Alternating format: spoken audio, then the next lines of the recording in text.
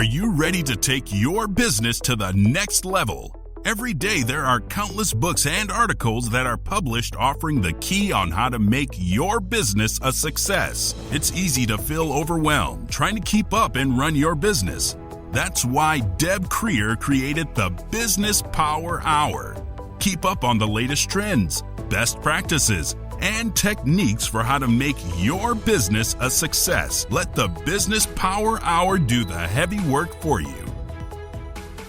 Good morning. Good morning. I am Deb Creer, and I am passionate about giving professionals the tools that they need to make themselves and their businesses as successful as possible. And today we're going to delve a little bit more into the making themselves as successful as possible, as opposed to their businesses, because we're going to talk about something that is very important for many people, and that is financial planning for their kids. Maybe their grandkids even, who knows, but for them to go to college, something that a lot of people don't even really think a lot about, but it is such an important topic, and I am going to learn so much from this. So please join us in welcoming Brad Baldridge to our program today. Welcome, Brad. How are you? Hi, I'm great. Thanks for having me. Great. Well, let me tell people just a little bit about you, and then we'll jump into it. So Brad Baldridge is one of the nation's leading college financial planning experts. He teaches families the best way to plan, save, and pay for college so that they can make their children's college dreams come true without wiping out their finances or their retirement. For over 20 years, he has shared his expertise and insights through his private practice, as a presenter at numerous workshops and seminars, and as a blogger and host of Taming the High Cost of College podcast. Today, Brad is joining us to talk about how to plan and save for college with smart and effective strategies. And he'll answer some of my questions about things that families may have during the college planning process. So, Brad, thanks again for joining us today, and welcome. Yeah, thank you. Well, I always like to know how somebody got to where they are today. And of course, my first thought was you must have had like 9 kids and had all these, issues with, oh my gosh, how are we going to pay for this? But how did you decide that this was what you were going to focus on and make this as your vision? Yeah. So I started in the financial planning. So I am a financial advisor, and Mm-hmm. I've done that for many, many years. Mm-hmm. And about 20 years ago, I started getting involved in college, and I realized that there's a lot of need. People had a lot of questions around college, and that's when college started to get a little more expensive and a bigger part of the family budget, and more kids were going. And the more I talked about it, the more people listened. So I talked about it more. And eventually I launched specialty services where I help families plan and pay for college. And then I launched the podcast, and it just kind of became a thing. And the more I got into it, the more I realized that there's a lot of strategies and ways that families can deal with college, but most people don't know what they are. And certainly they don't put them together in a package that makes sense for most families. So it's complicated, and people need help. And again, with the prices climbing like they have, it's a much bigger deal now than what it used to be. Right. I love it. And I was looking on your website, which is tamingthehighcostofcollege.com. And you've got so many resources on there, and so we want to make sure that people look at that. But, I don't have kids. I haven't had to worry about planning for their college future. But I do remember way back in the dark ages when I went to college, it was confusing then. Did we do loans? Did we do this grant? Did we do this? Did we do that? Were we smart? Now, I was lucky enough that I was smart enough that I got scholarships. But it's not always that way. And very rarely are they full ride, right? And so, it's just one of these complicated things. So start us down this road.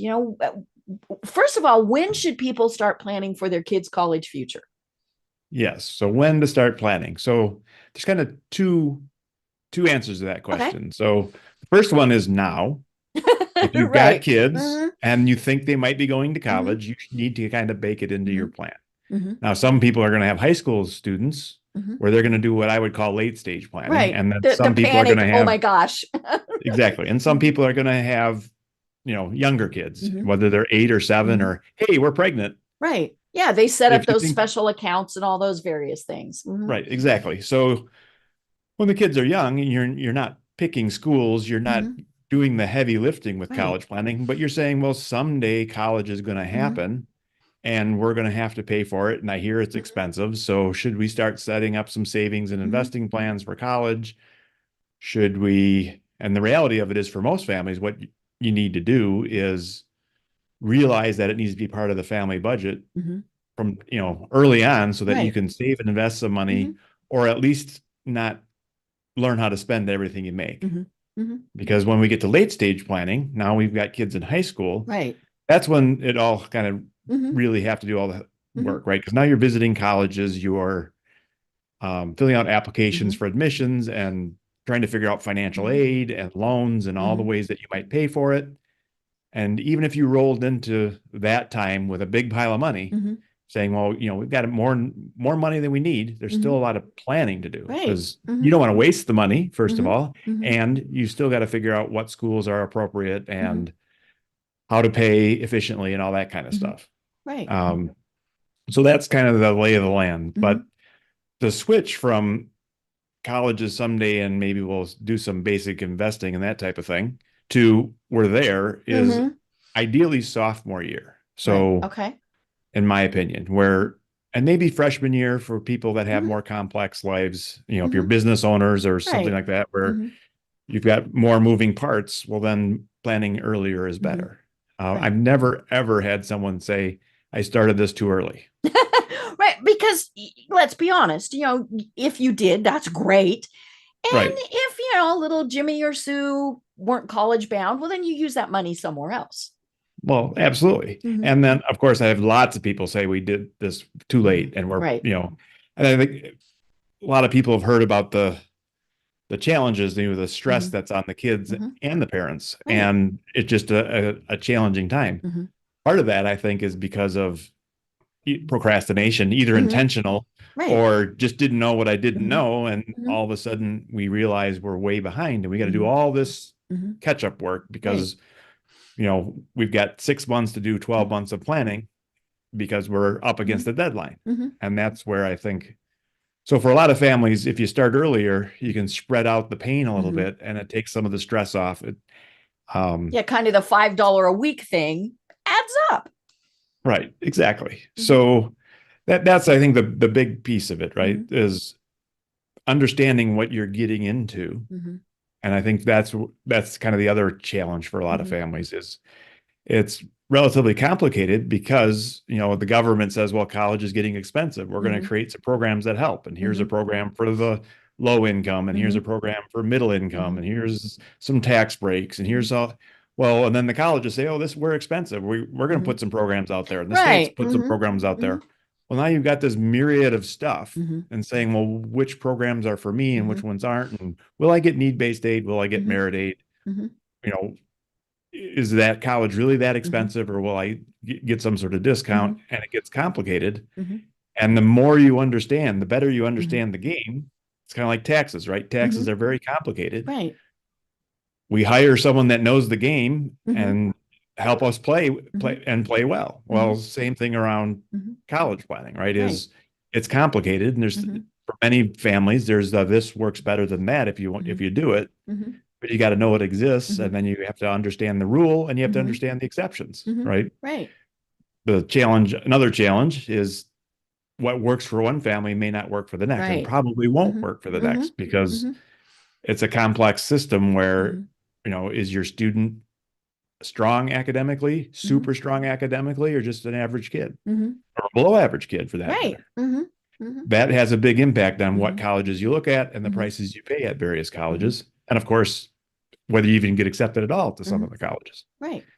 And then on the family side, there's the income and assets of mom and dad, which have a big impact on need-based aid. And of course, if they can afford to pay, well, what is their budget?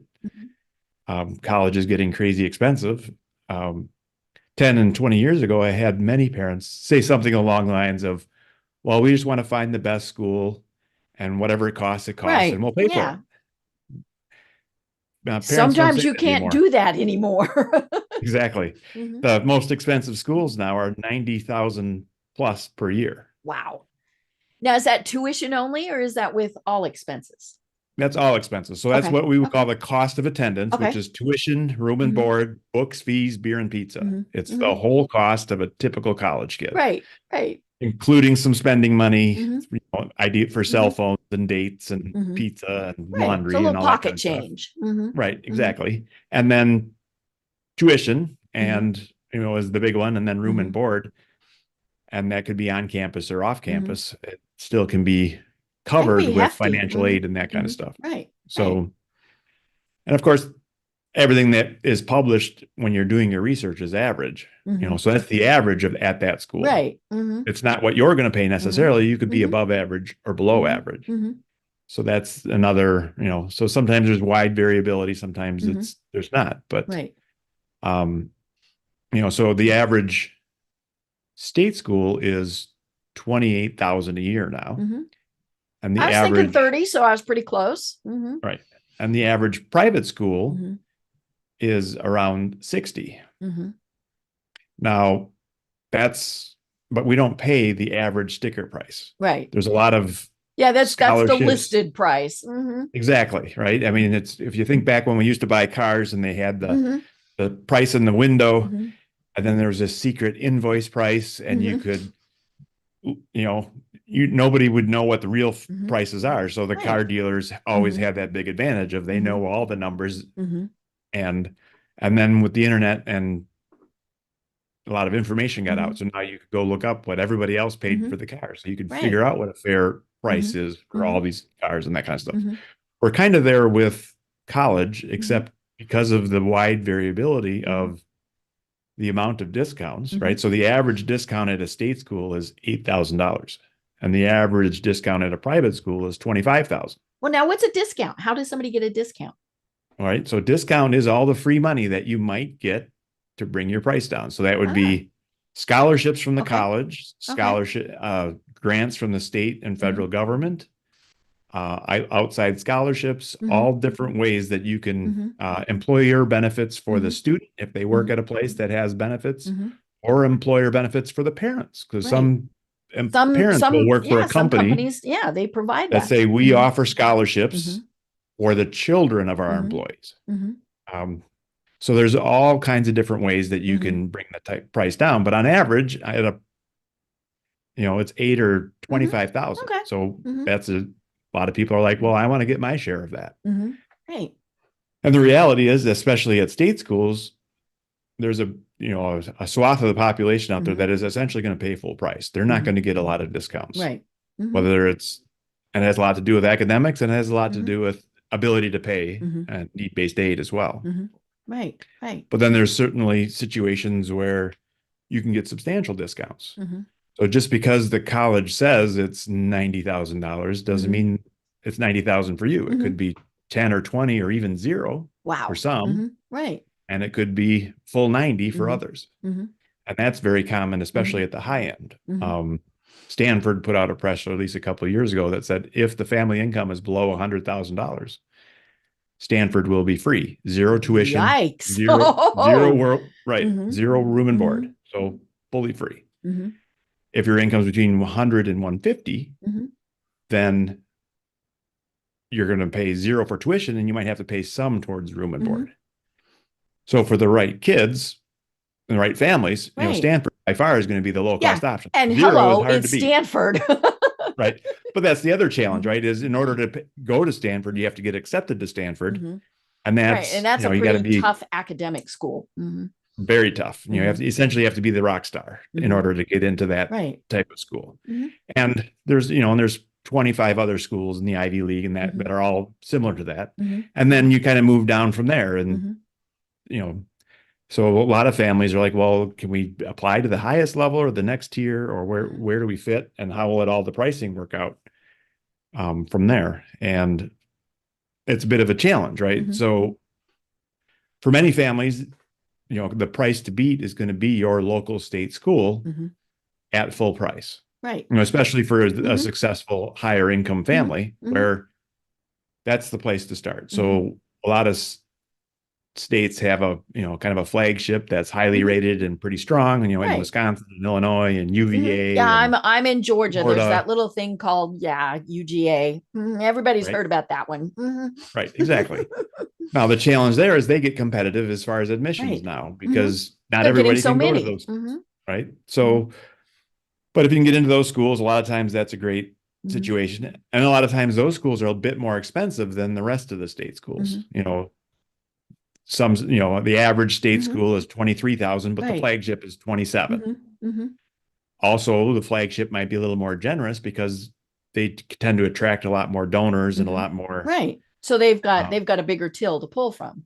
right, exactly. So they may offer, and they tend to be very generous to the in-state kids, hmm and especially the strong state hmm schools will really stick it to the out-of-state hmm kids, hmm because the more they can get from the out-of-state kids, the more they can help hmm the in-state kids. Right. So a lot of the in-state kids get great deals hmm at the expense of kids from out of state. hmm But that's the reality, right? You take a really Right. strong University of Illinois, or, hmm as you mentioned, University of Georgia, and they're hmm really trying to attract people from all over, hmm and they do. And hmm they can essentially say, well, you can come if you want to pay full out of hmm state price, which might Right. be 55, hmm 60,000. hmm And they say, well, no, we don't want to do that. It's like, okay, next. hmm Because if you don't Right. want to do it, there's three people Yeah. behind you with their Yeah. I checkbook mean, out. that's the thing is there's a wait list. Right. Exactly. So, and there's a number of schools that have that kind of power, right? I mean, where they essentially say, we've got more applicants than we know what to do with. Right. We're in the driver's seat. We get to, theoretically, a lot of the top schools will say, we're full price to everybody. And they could fill their class Right. all the time, no problem. Yeah, like Now, a politically, Stanford, they can't, right? right? Politically, they can't do that. hmm But if they wanted to, they could. Right. So instead, they offer, and again, hmm a lot of these schools, they've got billions in their endowments, and Right. the tuition that they collect is a small piece of their budget, so it doesn't Right. matter that much. hmm But they have to keep all the constituencies happy, right? I mean, when you're a name brand school, the government's watching, and they Right. make political hay, as we've Mhm. seen in the news, right? Of various college presidents Mhm. being called to task at various Yeah, we're seeing congressional that right things, and now. right, exactly, right. So they've got to try and balance everything. But the point here is they can be very generous, but you have to get accepted to them. And those types of schools also are kind of in the, they get to do what they want, and people are anxious to go there. But that's only the top, 5% of students or 10% of Right. students. The 90% that are left aren't going to those types of schools. You're going to the other types of schools, which Right. are this school over here. They've got faculty to pay, et cetera. So they need to bring in 28 million in tuition this year, Right. because they've got 28 million in bills this year, and they need to balance the budget. So now they're in a little bit of a different situation where they can't necessarily lower the price as much as they want, Right. or maybe as much as you deserve, even based on the financial aid formulas, right? That you might say, well, you deserve 50,000. We can't give you 50,000. Right. We can only give you 30 or 20 or whatever the answer is. So they need to, balance the budget and that type of thing. But because of that, they're also potentially willing to adjust prices based on competition and other things in order to attract students. Right. They know that the local state school is, say, 30,000. And they know that if they come in at 60,000, an average state school, they're not going to get a lot of business. So they know they have to be closer to 30 or at 30 for some kids. And they need to be in the, within the ballpark for others. And then for sometimes they can get full price, depending on the school. Right. Or nearly full price. Right. But there's a lot of colleges out there now that say 99% of the students that come here get a scholarship. Right. Now So it it's might be not- $500, but Right, exactly. Mhm. Right, exactly. They get their token amount. That's a couple But it thousand, counted. right? But it was a scholarship. Mhm. And then the kids they really want might get, instead of getting 2,000, they get 20,000 or 30,000. Right. And a lot of colleges will publish that and put that right on their website. If your grades look like this, you get 10,000. If your grades look better and they look like this, you'll get 20. And if your grades look fantastic like this, you'll get 30. Other colleges use that system. They just don't publish it on their website. So Mhm. it's in the drawer Right. Yeah. of They the financial can. aid Yeah. office. And that way they can tweak it if they're saying, you know, we're not getting enough, we need more history majors. Right. Let's give a little more money to some history kids, and, they can adjust things. So that's kind of the big picture of colleges are all over the map as far as what they might cost. Right. Realistically, for most families, your in-state state school is going to be the price to beat. So, Right. If you're looking at a 4-year. right. And, and if, and again, it can be beat sometimes at a private school or an out-of-state school or whatever it might be. But that's going to take some work to figure out where that is and how that works. But for a lot of kids, the athletes, if they're good enough athletes, they, that can have an impact on what they pay. It can be, Right. most people think of, well, there's all the kids on the football team in a D1 school that pay zero. Yes, it's, you add all those kids up and it's a drop in the bucket. Right. Yeah. There's in football, there's 85, right? Exactly. And, but if you're one of those kids, it doesn't matter, right? Hey, if I'm free. So that's great.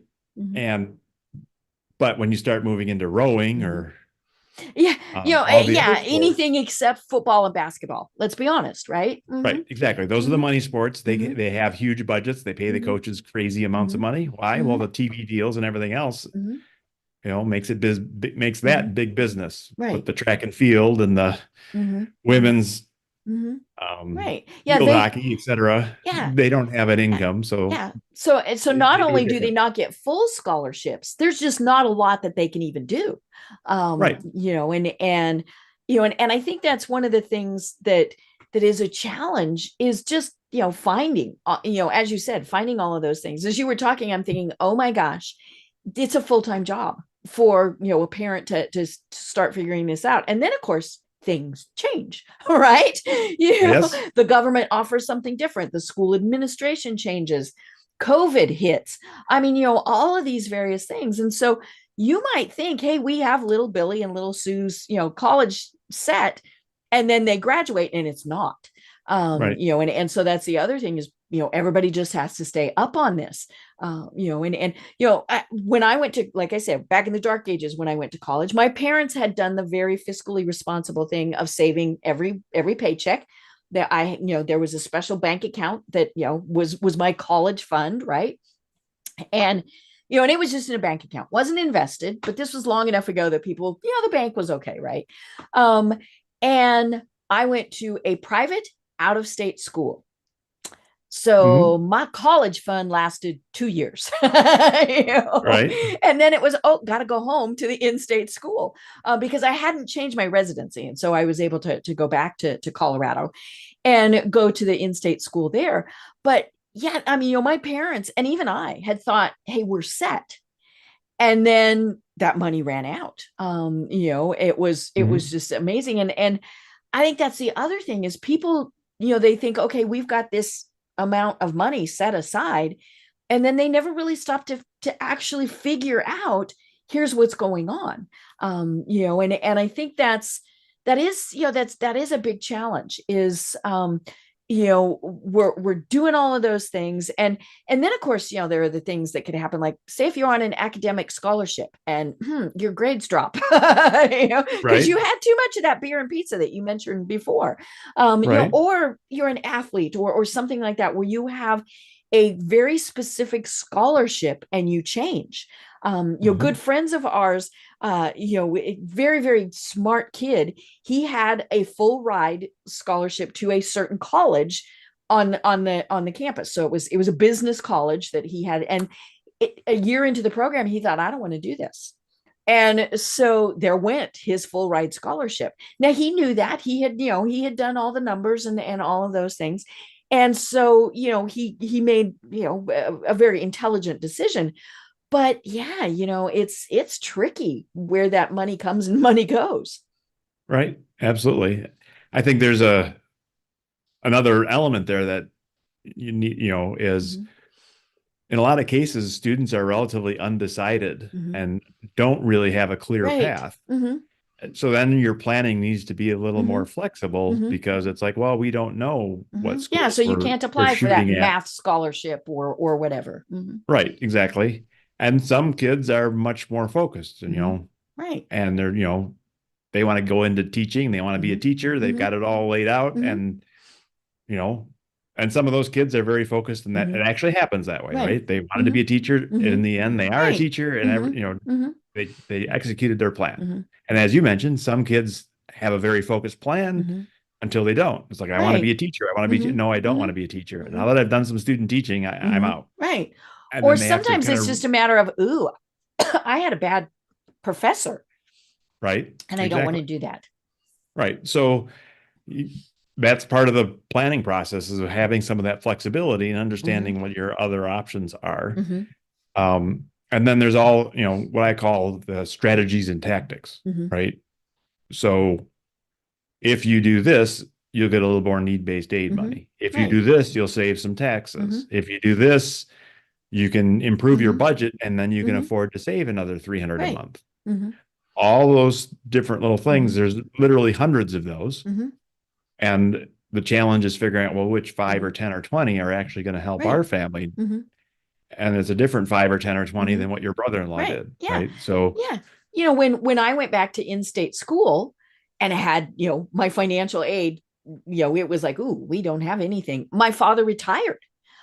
He was able to take early retirement. And so that put me in a totally different income bracket, right? Then all of a sudden I could get needs based. And now the bad part was he didn't want to retire. And I mean that really, I laugh about that, but he was not ready to retire. But he felt like that was what he was forced to do. And so it would have been good if we had done better planning to figure out what was going to happen. And so that's the thing too, is we don't want people having to make those decisions that they really don't want to have to make. right, absolutely. So when you start thinking about, for most families, you're going to need to understand need-based aid and Mm-hmm. merit aid. Mm-hmm. So will I qualify for need-based Mm-hmm. aid at the state schools, at the Mm-hmm. private schools? Mm-hmm. Will I qualify for merit aid at the Mm-hmm. schools I'm looking at? Are my Mm-hmm. academics strong enough? Mm-hmm. Or will I, athletic or leadership, or there's different reasons why you might qualify for different types of aid. Now, once you do that, and that's kind of on the parents, right? Most students aren't going to delve into this very well. Mm-hmm. But then the next step is to really understand, all right, well, the reality of it is you're going to have the full Mm-hmm. price of the college minus your Mm-hmm. discounts, and you're going to have a net price. Mm-hmm. Now, let's say that net price is Mm-hmm. 25,000. Right. Well, okay, well then where is that 25,000 going to come from? Mm-hmm. Is it part of your saving and Mm-hmm. investments? Is Mm-hmm. it current cash flow? Is it loans? Mm-hmm. Is it different ways to raise those funds? Is a Mm-hmm. student going to have work? Mm-hmm. A lot of Right. students can earn Mm-hmm. some money, Mm-hmm. summers or weekends or whatever is Mm-hmm. appropriate for them. And some students come with some savings, Mm-hmm. because they've worked in high school, or they've got Mm-hmm. their graduation gifts at a minimum or whatever, Mm-hmm. right? So all that kind of stuff kind of can coalesce into a plan. Mm-hmm. Now, for many families, that's the basics, Mm-hmm. but many families are going to be more complicated than that. Right. If you're a business owner, Mm-hmm. well, now need-based aid is based on your income and assets. Well, Right. if you're the Yeah. And boss, and your business might be doing really well, but yes, exactly, or not. And mm-hmm. you might actually be able to say, Mm-hmm. well, I get to set my salary. So Mm-hmm. what should I set it at? Mm-hmm. Should it be Yeah. Am I higher? going to Should it be set it really lower? low Or or really high? Mm-hmm. right? And what is the impact and Mm-hmm. that type of thing? Mm-hmm. And you could hire the kids into the business and pay Mm-hmm. them, and you can set up tuition reimbursement plans. A lot of Mm-hmm. companies have tuition Mm-hmm. reimbursement plans. Right. Well, your kids work for you and you set up a Mm-hmm. tuition reimbursement plan. Can you do that? Well, absolutely, you can do it. Right. Mm-hmm. Will it be a good plan? Mm-hmm. Maybe, maybe not, because Mm-hmm. there's always the full story, Mm-hmm. which is, well, if you set up a tuition reimbursement Mm-hmm. plan and it happens to reimburse your kids, great. But it But you also better would need to reimburse reimburse. everybody else. Exactly. So if the kids Mm-hmm. are the only employees, it's easy. If Right. they're one of 10, it's Mm-hmm. like, well, and again, sometimes it's a fringe benefit you would have done Mm-hmm. anyway. Right. And then you just get to take advantage of Mm-hmm. it, which is Mm-hmm. great. Sometimes it's not a fringe benefit that you would put in, except for the fact that it helps you as well. So there's all those decisions around business ownership. Another great example would be, divorced and blended families of, well, who's going to be on the financial aid forms? Right. And some colleges, use what's called the CSS profile, which is an additional financial aid form on top of the FAFSA. So the FAFSA asks about one parent in a divorce situation. And if that parent is remarried, the new spouse is included. The other parent is left out of the equation. Now, if it's a school that uses the CSS profile, they're going to get a form from the other parent as well. So they're going to look at both parents. They want and everybody. all new spouses, right? And stepchildren and things like that. So it gets a little more complicated when so there's, different rules. And when you get into that, it's like, well, whose kids count for who and how does it all work, and et cetera, et cetera. So another big area would be like sudden money, or inheritances and other things where, business sales, and all of a sudden, a dramatic change in what do we do with this money, and how do we not allow it to blow things up? I had a family about 10 years ago where grandma passed away and she left $250,000 in a trust. Wowza. Specifically earmarked for college. And the student was in high school. We just started working on that's why we were working on the planning. And it turns out, well, the trust kind of tied our hands and we had to report the trust. Right. Well, of that, how much did that student spend on college? Well, he had $250. He spent $250. Yeah. Because all the colleges looked at it and said, well, you've got this money specifically you have no for need college. Based. You don't need, they went, gimme. Exactly. So where if they would have just left it to mom and said, give it to mom, you should use this for college, but you don't have to. It's your money. Do what you want with it. That would have completely changed the system. And I estimate the student probably would have had about 100,000 left over, because then they would have qualified for need-based aid.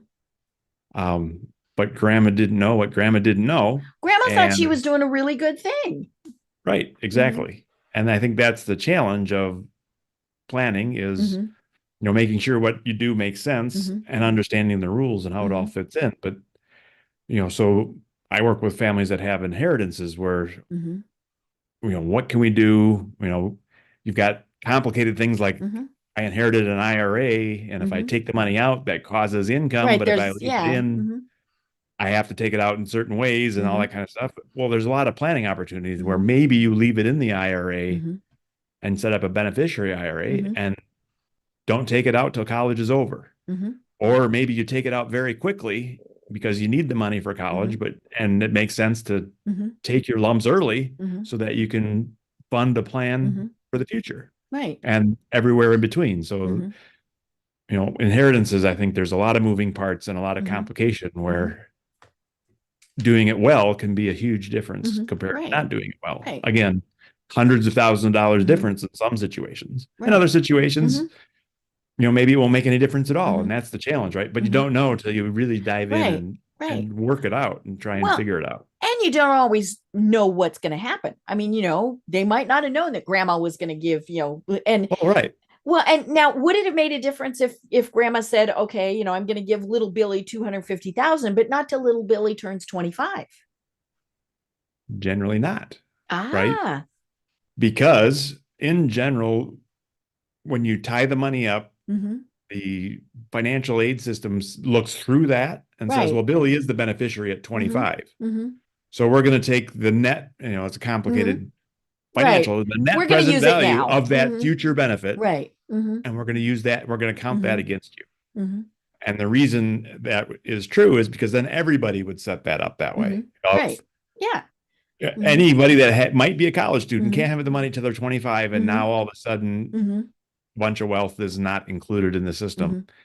So didn't want to encourage that. So they, essentially said that doesn't work. Yeah. No, it counts now. It counts. Exactly. Right. And they might give you a little bit of a discount. There might be reasons to do it, but most of the time, that's not going to work in most situations. Right. But again, the government offers, the opportunity tax credit if you're paying for college and your income is at a certain level or lower, then you get a great tax credit. Mm-hmm. And if your income is higher than that, Mm-hmm. you lose the credit. Mm-hmm. And that phases out 160 to 180 for a married couple and 80 and 90 if you're single. And I have had situations where you kind of look at it and say, well, this family's on track to be at 182. And it's like, well, we lose 2 tax credits because we have 2 kids in college. Is there something we can do to go below 160 so it doesn't phase out? And sometimes it's a little complicated, but the prize is $5,000 if you can get it done. And so I went in one situation, we funded more into retirement. So that allowed them to get the full tax credit for the year. Of course, they had 2 kids in college. So that extra $20,000 they put into retirement, wasn't easy. So then they took a loan against their retirement and borrowed the money back out and still spent it on college. Now, did I say you should spend retirement money on college? No, that's not what I said. No. That's not a good idea in general, unless it's part of a bigger plan, like what we were talking about here, right? For that particular family, once college was done, they were going to hit retirement hard anyway. So they didn't care that they had to. So their overall planning, it fit into. Right, exactly. Versus a lot of times what we see is families that, the 11th hour, they're saying, well, we didn't. Yeah, we're going to have to take a loan out. That's the only way. Right. We're looking at this loan, or maybe I should take money out of my 401k. I would be very reticent to do that unless, again, part of a bigger plan, you can make it all come together. Right. And, and then it also matters, how old are you when you're tapping? There are some. Are you getting close to your actual retirement, or are you 40 years old? You started having babies young. Exactly. I'm working with a family now where they literally are retired and trying to figure out, and cross the 59 and a half line already. So now they could take money out of their retirement or do other things. And it's a little bit of a different plan when you're actually retired and no longer in the accumulation stage and kind of switching over to retirement anyway. So it's, so it works a little different. Yeah. And like I said, so everybody's plan's a little bit different based on some of the technicalities that they're dealing with. Right. And it's funny because, of course, college finance has been in the news a lot because of loans. Right. Folks, I actually had somebody tell me this. We're going to get a college loan because we know it'll be written off. No. I was like, no. And I was like, no, you can't plan on that tomorrow. You can't plan on it, 10 years from now. No, if you're taking out a loan, plan on the fact that you got to pay the loan back. Just plan on that. It's somebody is not going to say, oh, it goes away. No, right. Not for sure. And there's a lot of those programs out there. So where do they fit in? So like the federal government runs a teacher's grant, which essentially says that here's an additional $5,000 in grant money. Now it's the rules though say it's grant, you don't have to pay it back and all that kind of stuff. Assuming you become a teacher and actually go out and teach. You can't go, no, didn't want to teach. Right, exactly. So if you fulfill your requirements, it's a grant and you don't ever pay it back. If you don't fill your requirements, it turns into a loan and now you have to pay it back. Right. Now, it's a good loan, right? So for many families, you take the grant, right? Because it's not pretty any low worse interest, than a loan. And so it's a pretty good deal either way. It's a better deal if you actually teach. But I always caution families that maybe you can't find the appropriate teaching job, or maybe you get a better offer somewhere else that pays an extra $5,000 a year, and you then say, you can balance that back out. Right, exactly, and say, well, if I'm going to earn more, I can pay it back. Right. So with the extra money anyway, so it's kind of a wash. Right. But there's also income contingent things on loans now where you don't have to pay the full amount, and if you stretch it out long enough and can't pay it long enough, well, you'll get it forgiven. Right. Or but don't plan on that. I mean, it might happen. Exactly. So I'm not saying don't take advantage of it, but you need to understand what plan B looks like if things change. If things change, or if you decide, or if you can't meet the rules or whatever it might be. Right. And I think it's I caution people a lot around, well, I want to get something forgiven, or, yes, it might work out in theory. And there was a large sweeping, in the loan area, there was this, what happened was that there was these programs already out there that said, if you work for nonprofits or you become a public defender and all these various things that you could get your loans forgiven. But the rules were not real clear. And the loan companies made it extra difficult to actually jump through all the hoops. Because they want their money. Exactly. Finally, Congress caught on to the fact that the loan companies really were, making people's lives miserable and using every trick in the book to make sure people didn't actually get to, take advantage of these programs. So then when that happened, Congress, they made some sweeping changes that went through for the last couple of years, where they said, okay, well, we're sorry this was such a mess. We're actually going to give everybody credit for, in the past it was, well, you have to make a payment on this type of program this way in order for it to count. And they were being a stickler about it. And people didn't know the rules and so forth and so on. So then when Congress said, oh, whoa, this is a mess. And they said, all right, we'll count any payment in any way. We're sorry it was such a mess. And they got very generous with counting everything and allowing everything, looking backwards and saying, we're sorry that this was so bad. But a lot of those programs are kind of ending now. Right. So, well, and of course, Congress and things change. Right. So, yeah. But there was there's, so people may have heard about this where lots of people got their loans forgiven because they fell into one of these groups that were abused in the past. And as compensation, Congress said, we're sorry, and we're going to be extra generous now to clean up the mess this one time. Right. And again, don't plan on it. Can't, right, exactly. Not to say Congress couldn't say, well, now we're going to do it a second time. They certainly could. They could. But the programs were designed to make up for a one-time past type of thing. sins, not something that's going to happen into the future. And then there are some programs that are designed to go into the future. Right. But most of the planning we're doing on the front side, we kind of ignore that because it's very complicated, and the odds that it falls into line for you, it's not something you want to plan for. And, borrow more money than you can handle with the hopes that you can pay it off is not good financial planning. Right? Because, if you can borrow some that you can handle and then it works out for you, great, take advantage of it. Yeah. But if it doesn't work out, you're not blowing up your retirement. Having to declare bankruptcy or sell your house or whatever. Yeah. Well, and there's just so many things out there, like I said, for people to be considering. I have a friend who is a senior in college who has a great job, and the company he works for has said, if you work for us for another year after graduation, we will write off all your loans. And I said, okay, first of all, you got that in writing, right? And he said, oh yes, smart kid. But he said, I may be with them for my entire career. I mean, he really likes them, so that's a good thing. But yeah, for him to stay for another year is not going to be a problem at all. But yeah, so look for things like that.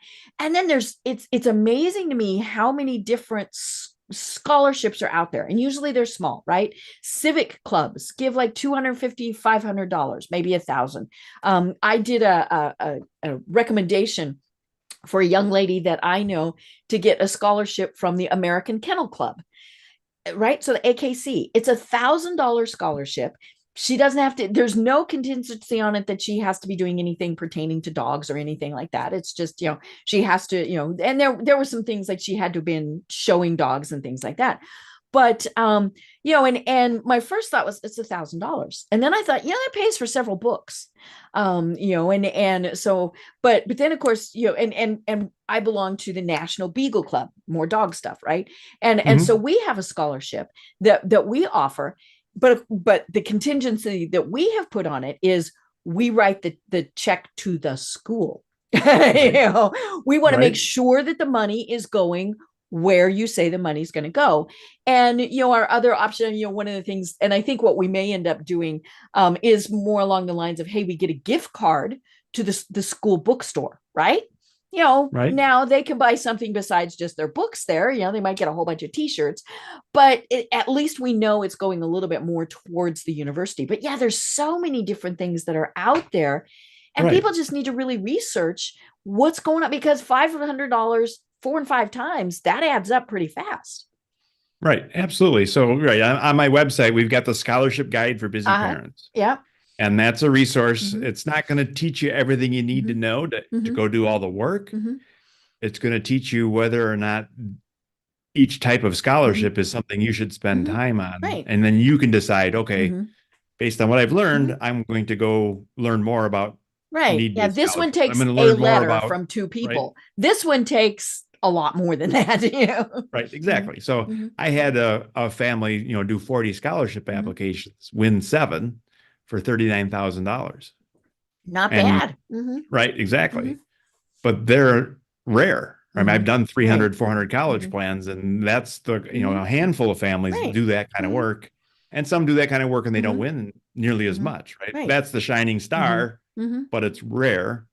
I have a lot of families where they found the college that gave them the full ride because of academics, because of athletics, because of whatever. And I've had a lot of families get substantial discounts at a lot of schools because they got the top scholarship or they got need-based aid. And then they also got maybe 1 or 2 other scholarships, not 7, right? Where it all adds up. And, so some families, the right answer is, you look at the colleges and you look at your high school and you look at where mom and dad work and play. And then you take advantage of everything that's there. Right. And then that's it. Because it's pretty easy. It's a limited amount of time to say, well, is there something where I work? Call HR. Right. Yeah. Read the website. Somebody knows that answer pretty quickly. Right. And then you're done. Right. But if you say, well, I wonder if there's any scholarships out there around dogs. Well, you just mentioned there's a kennel club out there, Right. but how much Google searching would I have to do to find it? Right. And then say, oh, well, here's one. Oh, this one, you got to live in this state. I wonder if there's one like that in my state. Then you go look and you can't find it. Right. So like then I said, kennel this is a club full-time done. job. Right. Exactly. But what about Humane Society? What about, right? So you can, it's a lot like looking for an airline, Right, yeah, you just got family vacation, right? You start at the mhm. beginning and you say the first couple you see are $900 and you go, based on my experience, that seems ridiculous. Right. And then you look a little more and then it's 600 and 500 and 400 and you're saying, okay, now we're in the ballpark. And then you find one for $295 and you go, oh, that's a great Buy deal. it. And then you go, oh, wait a minute, there's a layover Right, overnight. yeah. Never mind. I That's, gotta stay in Midway overnight, right? right, exactly. Not interested in that. That's not, but there's that kind of diminished returns, right? Where once you get to a point, you're like, well, I could look for a couple more hours and maybe I would find, save 10 or 20 bucks on each ticket. Right. And for some people that would be time well spent. For other people are like, right. we're good enough. Same thing with scholarships, right? Is there are scholarships for all kinds of weird things. And, and so if your student has got something unique, that's probably something worth trying to figure out, right? If they've got black belt in judo, you never know. Yeah. The local judo club might offer scholarship. Right. Exactly. There's a scholarship on one of the East Coast states, I can't remember, for archery as an example. So if your student is in that state and competes reasonably well at archery, well, then by all means, you should probably, put your hat in the ring for that one. Right. But if you're in a different state and say, well, maybe they will, maybe they'll give it to me, even though I'm in the wrong state. Well, yeah, not worth the time. Now, if it's, 5-minute application, but it's probably going to be more than that, and let's be honest, folks, make your kids help with this. They're the ones wanting to go to school. So they should be looking into a lot of these things. And then when it comes time to do the applications, they need to do the work. I mean, how many times have the parents written the essays? No. Right. I'm just a big proponent of that. It's like, no. But yeah, if you want to go to college, or any of it, trade school, junior college, any of those, you're making the investment in your future. So you need to be researching these things also. And so be doing Right. that. Help your parents out with this. Yeah. And it gets a little tricky because we all know discussing finances, yuck. People don't like doing that. But when it comes to college, you need to know, okay, this is what my parents' income is. This, or maybe mom and dad do it, and they don't tell you. But yeah, this is not the time to be going, no, we're not going to talk about that. Or if you Right. do, little Billy and little Sue, you're going to write the whole check yourself. Right. Absolutely. Right. Mhm. And there's different family politics and there's Mhm. different family Mhm. philosophies. Right. So I've seen, and that's just it, is some Mhm. people have the opinion that, well, Mhm. this is all on the student and it's Mhm. their job to figure it all Right. out. Mhm. And then I've had parents say, well, if I'm going to put it all on him, then he's not going, Mhm. because that's the reality, He's is not he's going to not do going to do it. it. Mhm. Mhm. And I don't like that answer. So I Mhm. guess I'm going to have to help, Mhm. Right.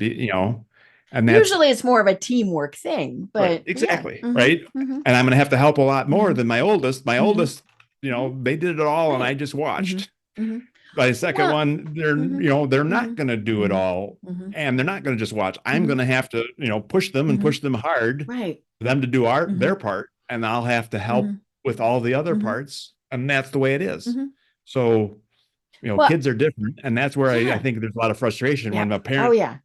Yeah. says, "Well, Mhm. you should do it this way. This works," and Mhm. it's like, "Well, yeah. Well, my kid potty trained much better than your kid did, Right. so ha Mhm. ha." Mhm. Right? I mean, Yeah. there's, Mhm. Well, and then it's a you've also got challenge. the situation of, little Bobby is a whiz kid, and he's going to school on a full ride scholarship, and little Sue not so much. Mhm. And so then it's like, well, but wait a minute, this one got X amount, and I only got X amount, and then you've got the family infighting.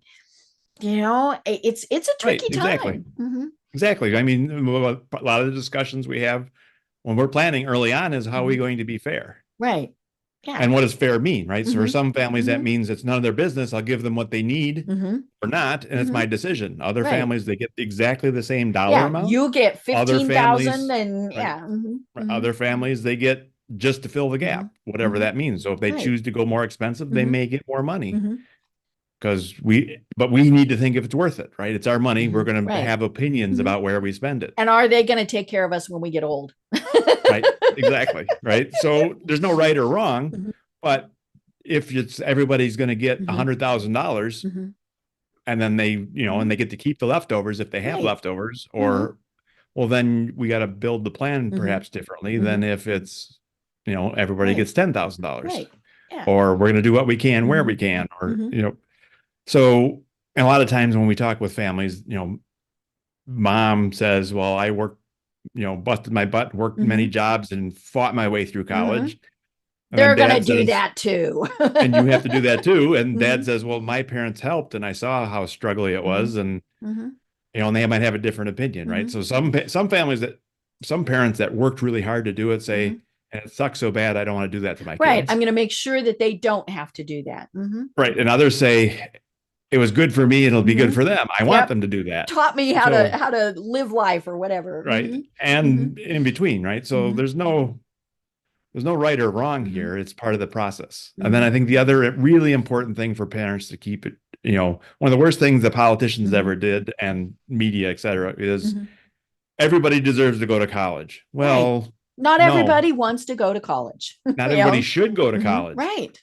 right? There's Hmm. lots of, some kids, if you look That's at the just not college for going them. spectrum, Hmm. Right. right? Hmm. There's the people at the very Hmm. top that are going to excel at Hmm. college. It's a great path for Hmm. them. And there's the people at the bottom that Hmm. absolutely should not go. Hmm. They won't finish, Right. that's not the right path for them. Hmm. And they know it already and Hmm. they're not going to Right. go. And then Right. we get this wide Hmm. section in the middle that's Hmm. like, well, the right colleges could change their life Hmm. dramatically and the wrong colleges could change their life in Hmm. the other way Right. dramatically. Hmm. Or maybe maybe they start Hmm. small or take a gap year or do things, Hmm. and for some kids, the school of hard knocks is the Hmm. right path. Right. For some schools, it's Hmm. a, apprenticeship, Hmm. trade school. Yeah. I'm not saying it, most people need an education Hmm. now, Hmm. whatever they're going to Right. do. Hmm. It just doesn't necessarily have to be that 4 year Hmm. on campus Right. experience. The Yeah. reality of it is less than half of college kids are that. Hmm.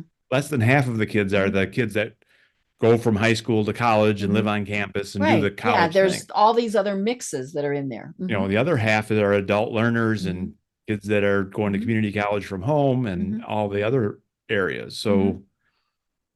So, again, for the kids that's a great fit, Mhm. go for it. For kids Mhm. where it's not a good fit, find that right Mhm. alternative. Right. And because what's worse than having lots of college debt, is having lots of college debt and no degree. Right. Oh yeah. That is Mhm. and I've Or seen that, and or it the hurts. degree that you don't want to use or you can't use or whatever. I'll be honest, my undergrad degree is in social science. Yeah, Hmm. you get a lot of jobs with that, right? And now my plan, I didn't have to take math and science. That was why I Right. got that degree, right? um but so I ended up going back. Now, it was my decision to go back, but to go back and get advanced degrees that were more specialized. Right. And but yeah, I mean, it is something that it's a lot of communication, a lot of discussions, and I think Right. that's the biggest thing is you got to keep talking with your kids, with your financial planner, all of those. Yes, absolutely. And then there's this ongoing debate around going to college should train you for a job or should Mhm. it teach you how to learn, or the Right. liberal arts versus the Hmm. technical, Should it et teach cetera, you, et cetera. if you're getting a business degree, is it teaching you how to actually do an invoice? All right. Right. Things like that. Yeah. Right, So. exactly. So there's the Hmm. practical side of this is Hmm. job training, right? If you Hmm. go to school for elementary education, Hmm. you're most likely going to be a teacher. Yeah, you're probably going to go in And that. Hmm. right. And if you Hmm. want to be a teacher, you Hmm. pretty much have to get the elementary education Hmm. degree. They're Hmm. very tight. Right. Nursing is like that, Hmm. engineering, Hmm. Hmm. But what if you want to sell MRI machines for Hmm. a medical company? Right. What degree do you need for that? And do you even Well, need a degree? exactly. Hmm. Right. And that's where, figuring out where you Hmm. want to go. And it's easy to say, it's hard to Hmm. do for a typical Right. 18-year-old as Hmm. well. And that's the Right. other piece is, well, Hmm. I don't know if I want to sell MRI I machines or know. sell anything at all. Do I want Yeah. to be in sales or do I I want want to to? go have pizza and beer. Right. Exactly. So, Right. so, and that's the challenge, I think, is there's more pressure because it's Hmm. so expensive now that Hmm. we don't really, when you and I went to college, Hmm. it wasn't unusual to meet that kid down the hall in the dorm or whatever that says, well, I'm on my seventh year because I changed my Hmm. major 3 times Yeah. and Hmm. I'm finally going to graduate. Hmm.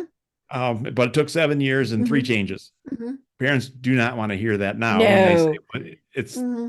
a per year price is pretty big. Let's get Hmm. this done in 4 Hmm. or even Yeah. 3 if we Yeah. can. Yeah. So. So there's a lot of Hmm. pressure there as Hmm. well. So, but in the end, good planning Hmm. can make a difference. And Hmm. that's the bottom line is Right. you're going to, most families Hmm. aren't going to say, we did this poorly. Hmm. College is canceled. Hmm. They're Right. just going to suck it up and take Hmm. the hit. Hmm. Right. And I think that's another challenge, right? Is Hmm. so if you can do your planning better Hmm. so that it's less painful. Hmm. And again, I don't have a magic wand. I can't make college, zero pain. Ta-da! Right. Solve, Hmm. it's magic. Hmm. That generally doesn't Hmm. happen. But you're figuring out the right path and picking the right Hmm. schools and all that kind of stuff can make a pretty big Hmm. difference from Right. all right, we've got a path, Hmm. we've got a decision. Hmm. A lot of families are really Hmm. stressed out because it's so overwhelming and Hmm. they don't really know which way to turn, Hmm. where to start, and how to do it, the best way Right. possible, whatever Right. path they Hmm. choose. Right. And I think that's, I have the advantage of when I help Hmm. families, I generally can save them a lot more than I Hmm. cost and help them solve some of Hmm. their problems Right. and really figure that piece Hmm. out. Um, so I think it's a win-win. Yep. And, I tend to work with parents in solving Hmm. their problems. I If, love it. I love you it. know, if, Well, speaking of that, how do they find you?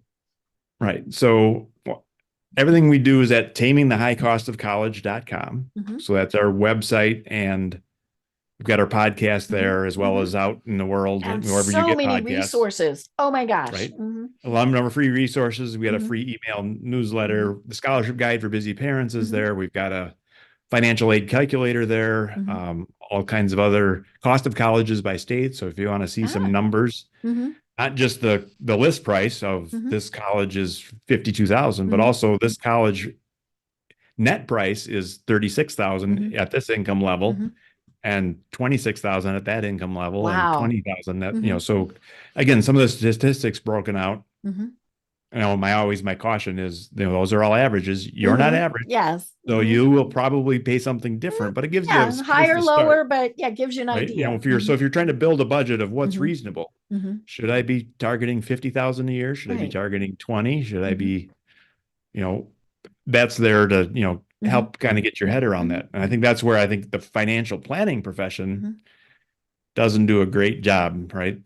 For the uber wealthy, it probably makes sense to say, well, if you're going to pay 90,000 a year, you got to set up a savings plan and put this big chunk of money in it, and you should be fine.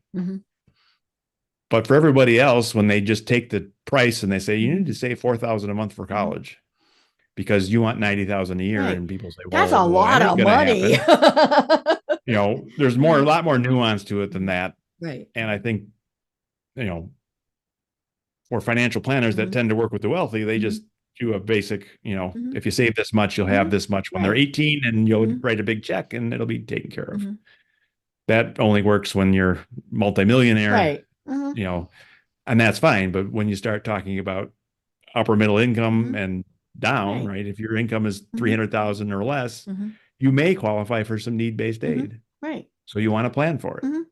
But you have to know it's out there, which is where you are such a great resource.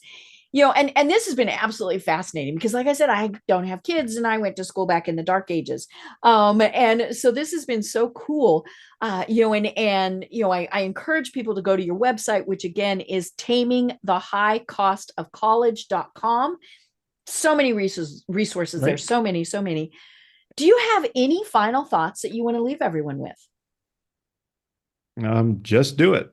I mean, that I think is the biggest challenge for a lot of families is it's a process. You don't sit down one Sunday afternoon and hammer it out. You sit down one Sunday afternoon and say, well, these are some of the things I've learned about, and these are some of the things I've got questions about, and this is some of the things I'm going to work on. And then 2 months later, you do it all over again. Say, well, this is what I learned. And based on what I learned, this is what else I've got to do. And here's some visits, and here's some, but for many families, it's kind of a process. It starts freshman, sophomore year, ideally. For some, it's, it all gets squished into the senior year, which is not ideal. But it is going to be a process and a learning curve, and it's just going to take some time and effort, and you just got to jump in. Oh my gosh, I love it. This has been so much fun. And like I said, I've learned so much. I've been speaking with Brad Baldridge of Taming the High Cost of College. I'm Deb Creer, and until next time, everyone have a great day. Tune in for our next program for even more trends, best practices, and techniques for how to make your business a success. The Business Power Hour, hosted by Deb Creer, is proud to be part of the C-Suite Network.